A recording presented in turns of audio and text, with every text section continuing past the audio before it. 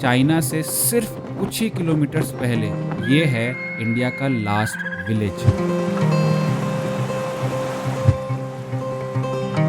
पर यहाँ पहुँचने के लिए क्रॉस करना होता है इंडिया के सबसे डेंजरस रोड्स में से एक, हिंदुस्तान तिब्बत हाईवे।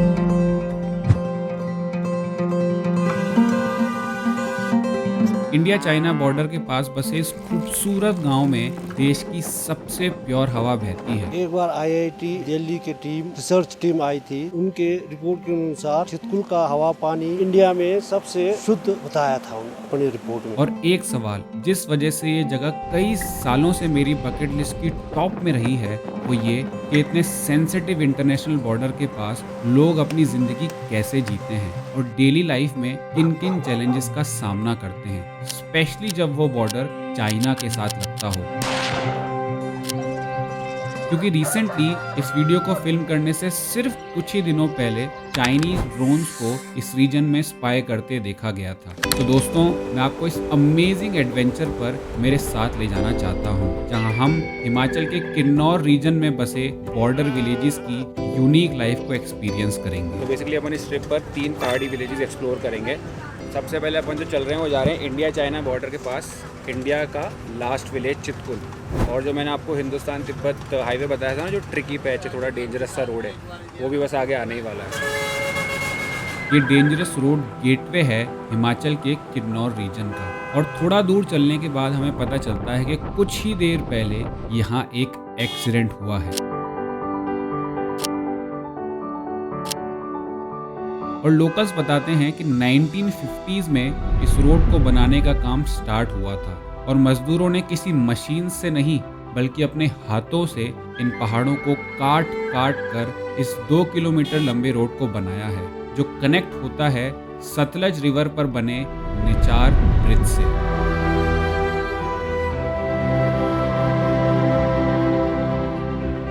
और शिमला से 12 घंटे के सफर के बाद मैं फाइनली पहुंचता हूं इंडिया के लास्ट विलेज चितकुल।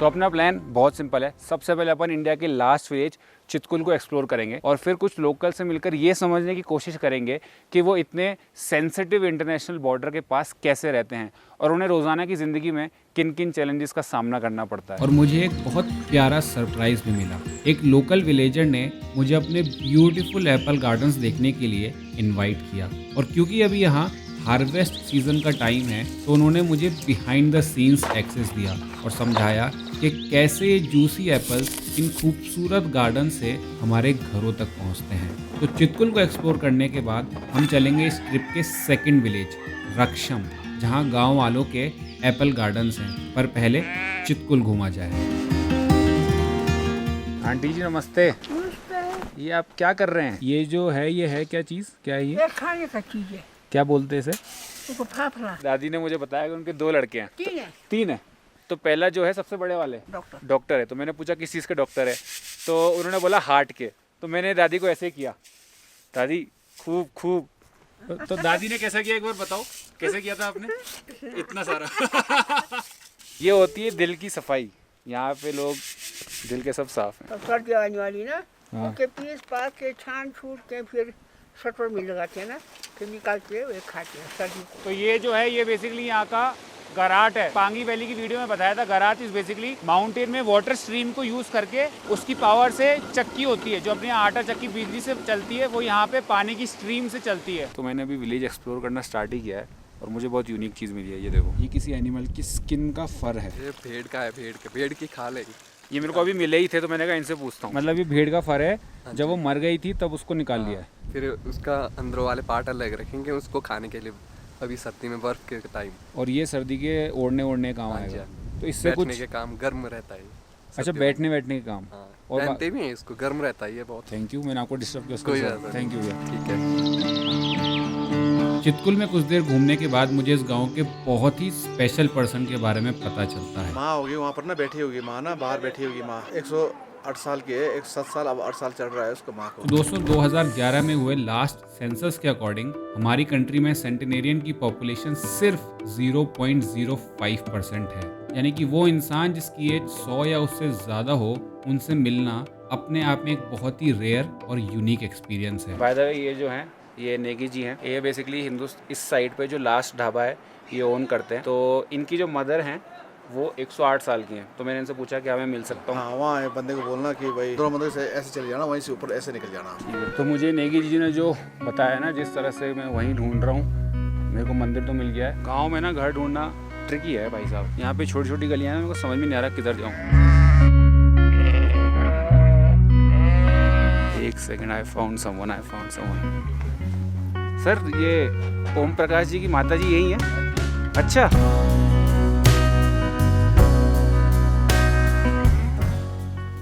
तो जिनसे मैं मिलने के लिए मतलब बहुत उम्मीदों से मैं आया था कि मिलेंगे, वो मिल गई है। नमस्ते।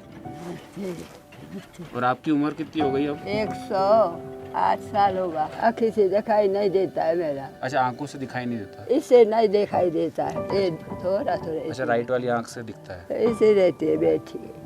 मेरा तो 5 भाई था, 5 भाई 4 बहन, 5 भाई सब मर गया, माँ बाप सब मर गया, 4 से 3 बहन मर गई, एक मैं ही रह गया। आप रह गए?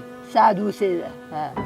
ये बात बताते वक्त दादी जी की आवाज़ में एक दर्द छुपा था। एक तरफ तो वो उन चुनिंदा लोगों में से एक है जिन्हें 100 साल से ज़्यादा जीने का सौभाग्य मिला है, और दूसरी तरफ दर्द इस बात का कि उन्होंने अपने फैमिली मेंबर्स को एक एक कर इस दुनिया को अलविदा कहते देखा है। तो आप लोग सर्दियों में यहीं रहते हो, नीचे नहीं जाते? आप दादी मम्मी यहीं रहती है? गाँव यहाँ है, हाँ। घर यहाँ है, तो कहाँ जाना? घर होता है, घर होता है। उससे बढ़िया कहीं नहीं लगता, चाहे कितना भी मुश्किल वातावरण हो। जितना खराब होगा तो अपना गाँव है। 5-10 साल हुआ छोड़ी। मतलब 100 की उम्र से बाद तक खेती करती थी दादी माँ? आप पहले वो इंसान हो जिससे मिल रहा हूँ जिसने 100 की उम्र पार कर ली। अब आप मेरे लिए हमेशा यादगार रहोगे, और कभी आपको मौका मिले तो आप राजस्थान आना, ठीक है? आंधी को काम है। अरे अगर मिला तो आ जाना, आपको अच्छा लगेगा। ईश्वर का कुछ नहीं पता, क्या पता मिल जाए, मौका मिल जाए तो आना, क्या पता है ना? हाँ जी, ठीक है। ख्याल रखिए। चितकुल के सबसे खूबसूरत और सीनियर रेसिडेंट से मिलने के बाद अब समय था गांव के यंग हार्ट्स के साथ थोड़ी बहुत मस्ती का। तो मैं अभी बेसिकली जो चितकुल का प्राइमरी स्कूल है वहाँ बैठा हूँ। ये बच्चे पढ़ रहे हैं, अभी हिंदी पढ़ रहे हैं, फर्स्ट पीरियड है। ये क्लासरूम है चितकुल के प्राइमरी स्कूल की। अच्छा, मैं ये पूछ रहा था, ये स्कूल जो है ये कौन सी कक्षा तक है? ये 5वीं कक्षा तक, पहले से 5वीं कक्षा तक। ये वाली जो क्लास है ये नर्सरी की क्लास है। हेलो कर दो, हेलो।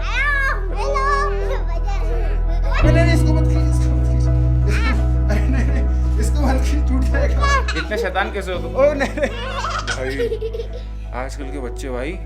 आपका नाम क्या है? नाम सचिन। क्या नाम है भाई? यहाँ से निकलना पड़ेगा। ये तो मेरा ये रैगिंग ले रहे हैं मेरी भाई। ठीक।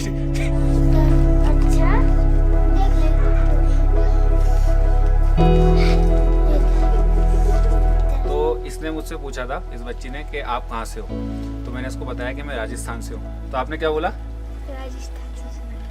राजस्थान सबसे बड़ा राज्य है। आपने फ्यूचर में क्या बनना है? डॉक्टर बनना है। आपने क्या बनना है? सबने डॉक्टर ही बनना है क्या? नहीं। तो आर्मी ऑफिसर। क्या बनना है? Army officer. Army officer? क्या बात है। आपने? डॉक्टर। एक आर्मी ऑफिसर है यहाँ से फिक्स हो गया, और बाकी 5 डॉक्टर फिक्स हो गए, तो चितकुल का काम हो जाएगा। डॉक्टर वाला डिपार्टमेंट संभल जाएगा फ्यूचर में। आंटी जी, ये बच्चे 4th क्लास में है और इनकी समझ 10वीं क्लास जैसी है। यहाँ के बच्चे ऐसे होते हैं। मतलब 4th क्लास में मुझको तो कुछ पता ही नहीं था क्या हो रहा है क्या नहीं हो रहा। बस स्कूल जाते थे, घर वाले आ जाते थे, मस्ती मजा। इनको तो इतना कुछ पता है। यहाँ पढ़ाई भी अच्छा ना। इनकी जब सर्दियाँ आती है तब भी स्कूल चलता है क्या? नहीं, सर्दियों में बंद रहता है 1.5 महीने। कब से कब तक? ये आपका 1 जनवरी से लेकर आपका 15 मार्च तक, फरवरी तक बंद रहता है। उसके अलावा पूरे साल खुलता है? उसके बाद पूरे साल। और यहाँ पे बच्चे जो आते हैं उनका खाना भी यही है? खाना यही। अच्छा, और वो आप संभालते हो? हाँ जी। सबने अच्छे से पढ़ना है, और पढ़ाई के साथ बहुत सारा खेलना भी है। चलो bye bye. Tata. Primary school के साथ चितकुल में अब एक सीनियर सेकेंडरी स्कूल भी है जो बसा है बसपा नदी के किनारे।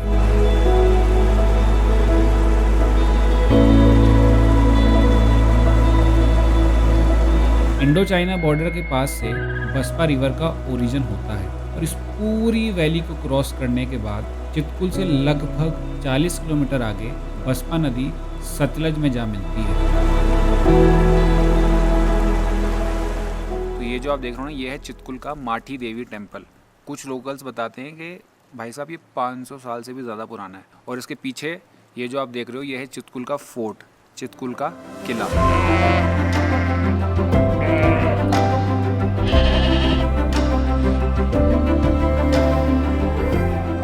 तो ये आप मतलब आटा खिला क्यों रहे हो, मेरे को ये समझ नहीं आ रहा।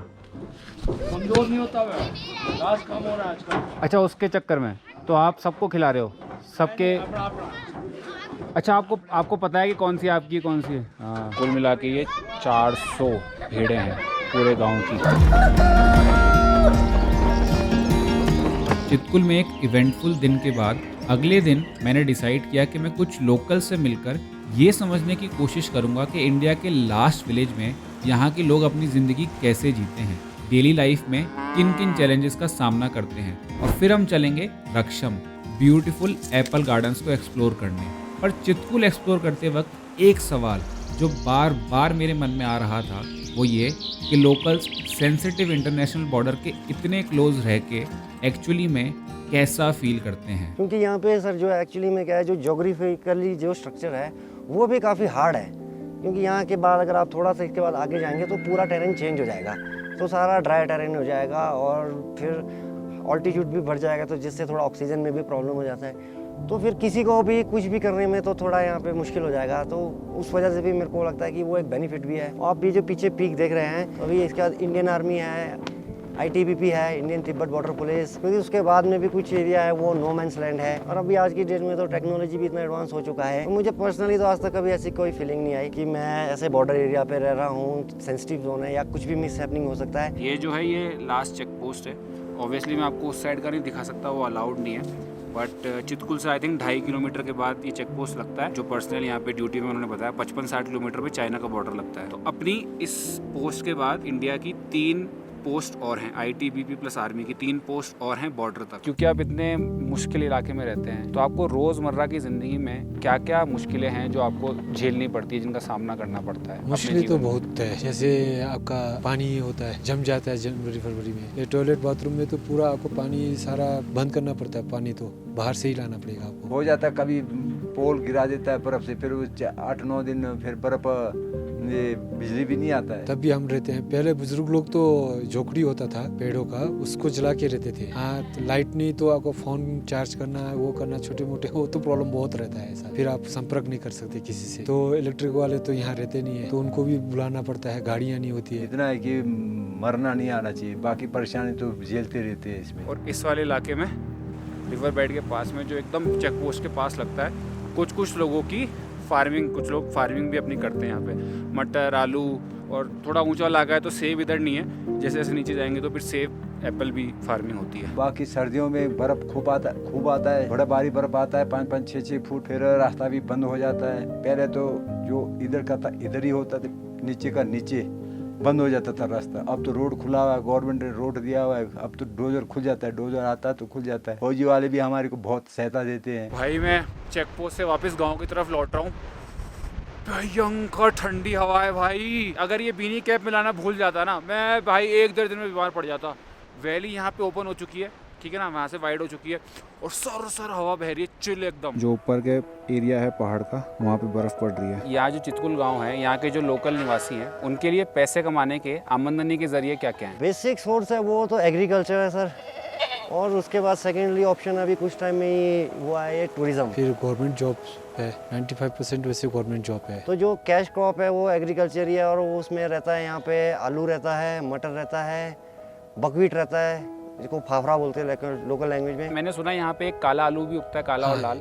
तो काले आलू में और जो सफ़ेद आलू होता है उसमें अंतर क्या होता है? काला आलू ये है कि आपका शुगर के लिए शुगर फ्री होता है वो काला आलू ना। और लाल आलू में क्या अंतर है सफ़ेद से? नहीं, खाने में टेस्टी रहता है उसको ना। खाली सिंगल आलू को उबाल के ऐसी चटनी के साथ खा लोगे तो लाल आलू बेस्ट रहता है खाने के लिए। एक कॉमन पैटर्न मैंने बहुत जगह नोटिस किया है, जितने भी पहाड़ों में रिमोट विलेजेस है ना, वहाँ पे आज भी बहुत ज़्यादा मात्रा में लकड़ी के घर हैं। यहाँ भी बहुत सारे घर लकड़ी के हैं, बहुत रेयरली, जैसे कि ये नया मकान बना होगा, ये और कुछ मकान जो हैं वो मुझे अभी पक्के मकान दिखे, बाकी सारे लकड़ी के मकान हैं पुराने ज़माने के। रक्षम विलेज जाने से पहले मैं एक लास्ट बात गांव वालों से पूछना चाहता था। सर्दियाँ हैं और बर्फ़ बहुत ज़्यादा है और उसमें कोई बीमार पड़ गया तो यहाँ पे बीमार पड़ेंगे तो पहले तो ऐसा था, घर वाली दवाई देते थे, वो ठीक हो जाता था, कुदरती भगवान का देन। यहाँ हॉस्पिटल तो है सर, यहाँ पे हॉस्पिटल है चितकुल में, वहाँ पे भी doctor at A time available रहते हैं। अगर कोई ज़्यादा ही अगर इमरजेंसी केस हो जाए तो उसके लिए तो सर रेफर ही करना पड़ता है, या तो सांगला या फिर रिकांगपिओ। यही कोई इमरजेंसी जनवरी में हो गई और रोड ब्लॉक्ड हुआ सांगला तक, फिर गाँव मिलजुल के ना उसको जो ना कुर्सी पर बिठा के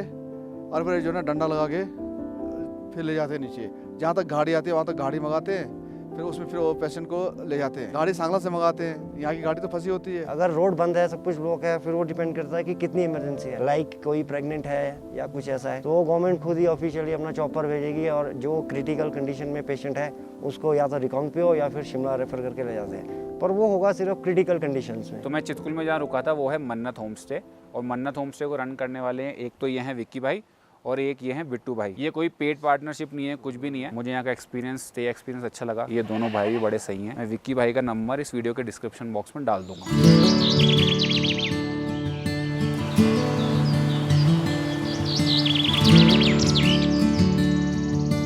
रक्षम में ब्रेकफास्ट करते टाइम मेरी मुलाकात होती है राजू भाई से। ये एक बार बता दो अपन जा कर रहे हैं?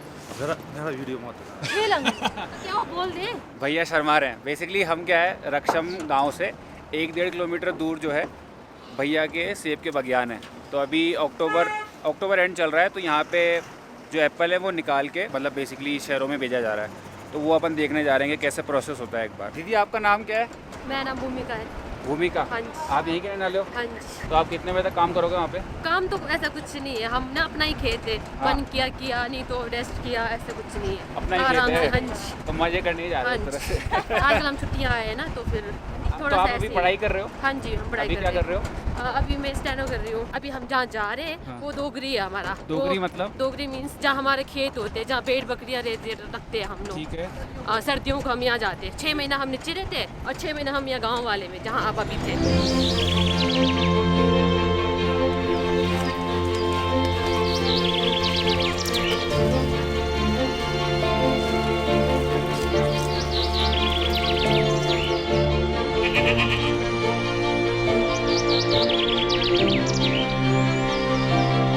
हर जगह सेब ही सेब है। तो जिन भैया के साथ मैं आया हूँ वो थोड़ा कैमरा शाय हैं, तो उन्होंने बोला कि आप मेरे बड़े भाई छोटे भाई के पास जाओ, वो भी तोड़ रहा है आगे, वो आपको सारा कुछ समझाएगा। ये देखो दोस्तों, पत्ता गोभी उग रही है यहाँ पे, वही लग रही है पत्ता गोभी। अच्छा, अपने जो एप्पल होते हैं उसके फूल किस महीने में आते हैं अपने? हमारे यहाँ थोड़ा हाई एल्टीट्यूड है, उस वजह से अप्रैल लास्ट से लगना स्टार्ट हो जाएगा, अप्रैल मई में। और पक्के आप उतारते हैं किस महीने में इनको? मतलब अक्टूबर स्टार्टिंग से लेकर हमारा नवंबर लास्ट तक हमारा सीजन चलता है रक्षम में। इस एरिया में भैया आपको मिल जाएंगे लगभग 5 प्रकार के एप्पल। रेड गोल्डन मिल जाएगा आपको, रिचर्ड मिल जाएगा आपको, और आपको मिल जाएगा रॉयल मिल जाएगा, आपको गोल्डन मिल जाएगा। सबसे महंगा कौन सा बिकता है इनमें से? सबसे महंगा जी आपका रॉयल। आप बोल रहे हो कि जो गोल्डन वाला होता है वो बहुत रसीला होता है और शहरों में बहुत कम पहुंचता है, थोड़ा सा भी टच हो गया खराब हो जाएगा। आप जब गोल्डन वाला उगाते हो तो वो जनरली खुद के यूज़ के लिए लेते हो। बाकी सबसे ज़्यादा कौन सा उगता है यहाँ पे? ज़्यादा होता है रॉयल। सबसे ज़्यादा रॉयल होता है, एकदम जो लाल होता है। ये जाएगा आप सीधे कोलकाता, यहाँ से कोल्ड स्टोर में। ये पैक हो जाएगा, कोल्ड स्टोर में जाएगा, अगली साल यूज़ होगा? जी, अगले साल बेचेंगे इसको मार्केट में। इस साल क्यों नहीं बेचेंगे? क्योंकि अब डिमांड कम हो गई। डिमांड कम हो गया, इसका सीजन चला गया। जी जी। ये स्पेशल यहाँ का सेब जाते ही कोल्ड स्टोर के लिए ना, हाइट का स्ट्रॉन्ग होता है, यहाँ का खराब नहीं होता है माल, अगले साल तक भी ऐसे ही रहेगा, बिल्कुल सेम, रस उसमें ख़त्म नहीं होगा। वाह। अभी हमारे गांव में ऐसा है कि अभी लोगों को मतलब जो ग्रोवर है, जो किसान है हमारे, तो फिर उनको अभी फिर उस हिसाब से रेट नहीं मिल रहा है। मार्केट में, क्योंकि हमारे एप्पल के आने से पहले सीज़न शिमला बेल्ट का हुआ, कश्मीर का हुआ, वहाँ का एप्पल आ जाता है जी, तो फिर मार्केट में हमारे को अच्छा रेट नहीं मिल पाता है। 2020 की 2021 में एक बार बर्फ़ पड़ी थी, उस टाइम हमारे यहाँ पे बहुत ज़्यादा नुकसान हुआ था, बहुत ज़्यादा जिसको बोलते हैं। मतलब बर्फ़ पहले पड़ गई थी? बर्फ़ पहले पड़ गई थी, एप्पल ऐसे ही थे, सारे पेड़ टूट गए, उसके बाद लोगों ने सारे काट कूट के दोबारा वो किया। अच्छा, एक बार आप मुझे प्रोसेस समझाओगे, जैसे हम शहर में रहते हैं तो हमारे तक कैसे आते हैं, आपसे लेके हमारे तक कैसे आते हैं? ठेकेदारों को देते हैं, वो लोग अपना वहाँ पे मशीनों में प्रोसेस चला के उस एप्पल को आगे से आगे पहुँचा देते हैं, जब तक आप तक पहुँचता है उस एप्पल का रेट बहुत हाई चला जाता है। बट हमारे यहाँ पे मतलब आपका 1 किलो एप्पल आपको अराउंड 40 to 50 रुपीज़ किलो मिल जाएगा। क्या बात कर रहे हो, 40-50 रुपए किलो मिल जाएगा। एक करेट हम दे रहे हैं 800 रुपये का, तो आप रख लो जी, वो एक करेट है 20-21 किलो का जी। चाय राजू भैया साइड में बैठे हैं, वो वीडियो में अभी भी नहीं आ रहे, मैंने मनाने की कोशिश की बहुत। 3 से 4 पेटी निकल जाएगी। 3 से 4 पेटी। और एक पेटी मतलब लगभग 20 किलो है ना, तो मतलब एक पेड़ पे लगभग 60 से 80 किलो एप्पल निकल जाते हैं ना। बाय बाय कर दो, बाय बाय बाय। तो राजू भैया ने मुझे कुछ ये सेब दिए हैं, मिक्स वैरायटी है। भैया ने बोला डंडी मत तोड़ना, आराम से घर पे पहुंच जाएंगे, तो घर लेके जा रहा हूँ। और भैया जो है अब जैसे जैसे विंटर्स पास आ रही है तो भैया का घर भी उनके खेत के पास ही, तो अब वो भी यहाँ सेटल हो जाएंगे। तो दोस्तों, बाग के बाद मैं पैदल पैदल जा रहा था गाँव, मुझे बीच में एक चीज़ दिखी है, ये होती है एप्पल ग्रेडिंग। तो बेसिकली जब खेत से सेब आता है तो पहले वो आप लोगों के पास आता है? हम लोग क्रेटर से उठा के मशीन पे ग्रेड करते हैं। साइनिंग है, ये मशीन से ही आता है। जितना ही साइज मोटा होगा, बड़ा साइज होगा, उतने महंगा बिकेगा। अच्छा, मतलब यहाँ ये इस जगह से सारे सेपरेट होते निकल जाते हैं? छोटा बड़ा होते हुए गिरता है। तो ये सबसे छोटा है, फिर उससे बड़ा, फिर उससे बड़ा, फिर उससे बड़ा। ये बाहर जाएगा सर, जैसे सिलीगुड़ी है, आसाम है, मुंबई है। अच्छा माल है तो अच्छे स्टेट में जाएगा, जैसे जहाँ माल चलता है ना, कहीं 2 नंबर चलता है तो कहीं अच्छा माल चलता है। थोड़ी सी साइड दे दे, थोड़ी सी चाहिए बस, बस मेरा काम हो जाएगा। Thank you. तो दोस्तों, लिफ्ट तो मुझे मिली नहीं, पैदल पैदल मैं आया। यहाँ पे फाफरा और ओगरा करके क्रॉप होता है, बहुत ज़्यादा होता है, तो मैं रक्षम में वही देखना चाह रहा था। तो मेरे को दीदी मिली है, वो बोल रही है, मैं दिखाती हूँ। तो ये दीदी कोठार खोल रही हैं और कोठार में से निकाल के दिखाएंगी। कठार बोलते हैं। ये असल में है क्या, आप समझा पाएंगे? मतलब यहाँ से राशन दुकानें दूर दूर दूर पड़ता है। गर्म सर्दियों के लिए जो रोजमर्रा का सामान होता है, राशन पानी हुआ ना जी, ये चीजें रखते हैं उसमें। कठार जो है ना, ये ऊपर से नीचे को ऐसे जाना पड़ता है। ये तो बहुत नीचे तक होगा ना? हाँ, नीचे मतलब जितना ये है ना, हाँ, उतना नीचे है। हाँ। इसमें कितने महीने का खाना जमा कर सकते हैं? कई साल तक। जब अग्निकांड हुआ था ना, हाँ, तब उस टाइम यहाँ से निकाल के भागे थे लोग, इसको निकाल के ना, ताकि खाना तो बचा रहे। और उसमें कठार में रखने से ये है कि खराब नहीं होती। उसी प्रकार ये हमारा कोल्ड स्टोर का काम करता है। ये है ओगला। हाँ, ये ओगला। इसको भी पीस के आटे वाटे के साथ पीस के आटा बनता है। जो शुगर है ना जिसको, तो ये फाफड़ा खा सकते हैं। कोठार के ऊपर से लोगों ने घास फूस रखे हैं, तो वो घास इसलिए कि क्योंकि यहाँ पर पतझड़ होने के बाद सारा खत्म हो जाता है, बर्फ आ गया तो गाय पालते, पशु पालेंगे, तो उसको हम चारा खिलाने के लिए बहुत मुश्किल होता है। फिर उसी घास को स्टोर करके रखते हैं ताकि हम पशुओं को खिला सके। और ये सब बाकी सब इसमें आपका पूरा राशन है ना? बाकी हम राशन रखते हैं। ये फिलहाल अभी हम अब सर्दियों के लिए पिसाई करेंगे ना, तो हम पीस के ना फिर रखेंगे, स्टोर करके रखेंगे। हम तो सर्दियों को नीचे दोगरी चले जाते हैं, नीचे जो बगीचा है ना, वहीं से आया हूँ। वहाँ जाते हैं। तो फाफरा ओगला तो मैंने देखा है, मुझे चाय भी मिली है साथ में। आपका नाम? राधा प्यारी। आपका नाम? सोमावती। नाम बड़े प्यारे प्यारे होते हैं यहाँ। नाम बड़े, लोग प्यारे नहीं है क्या? लोग भी प्यारे। दीदी का बछड़ा भाग गया, दीदी का बछड़ा भाग गया, दीदी का बछड़ा भाग गया, गेट खुला छोड़ गया था, ये भाग रहा, बच गया, पकड़ लिया। बदमाश।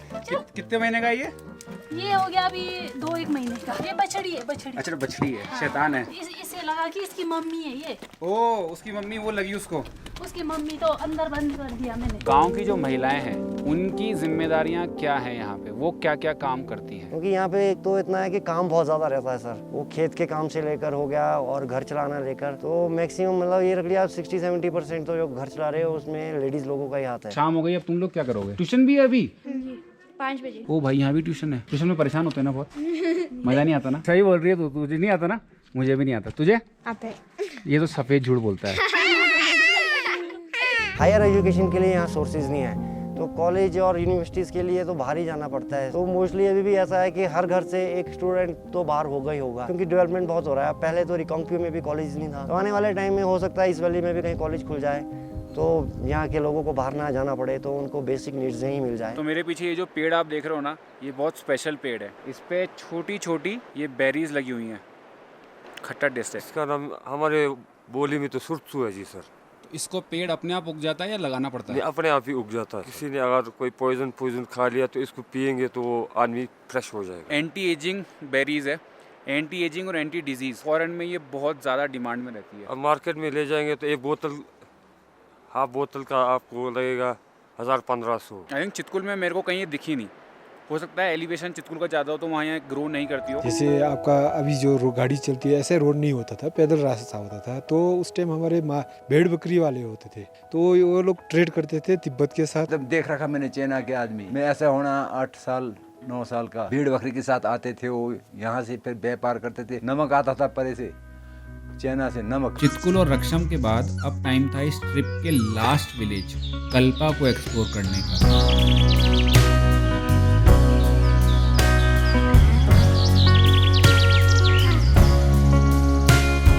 कल्पा जो है ना, वो किन्नौर रीजन का सबसे खूबसूरत विलेजेस में से एक है।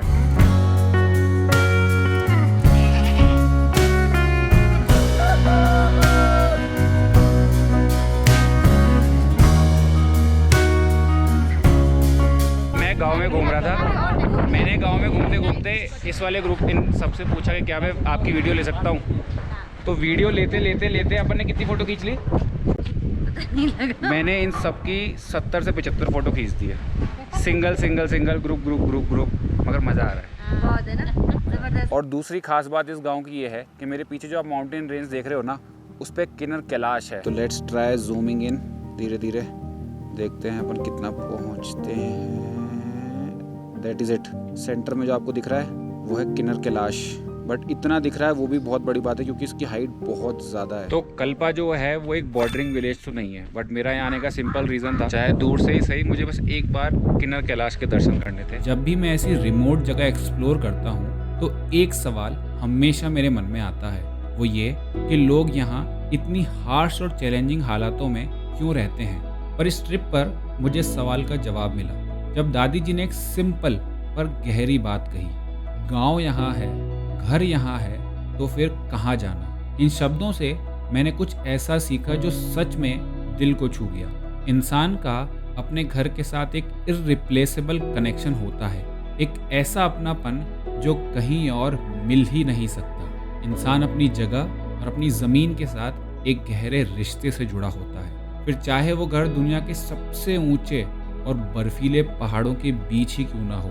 जहाँ जीवन कई कठिनाइयों से भरा है, पर यह घर का अपनापन है जो हर मुश्किल को आसान बनाता है। ऐसे रिमोट विलेजेस में रहने वाले लोगों के लिए लग्जरीज या फिर कन्वीनियंस उनकी घर की पहचान नहीं, बल्कि उनका जज्बा, उनके रिश्ते, उनके ट्रेडिशंस और अपनी मिट्टी से जुड़ा हुआ अपनापन उनका घर बनाता है। क्योंकि घर कभी भी किसी जगह का नाम नहीं होता, वो एक एहसास है, वो एहसास जो हमारे दिल को कभी नहीं छोड़ता, चाहे जिंदगी हमें कहीं भी ले जाए, क्योंकि घर घर होता है।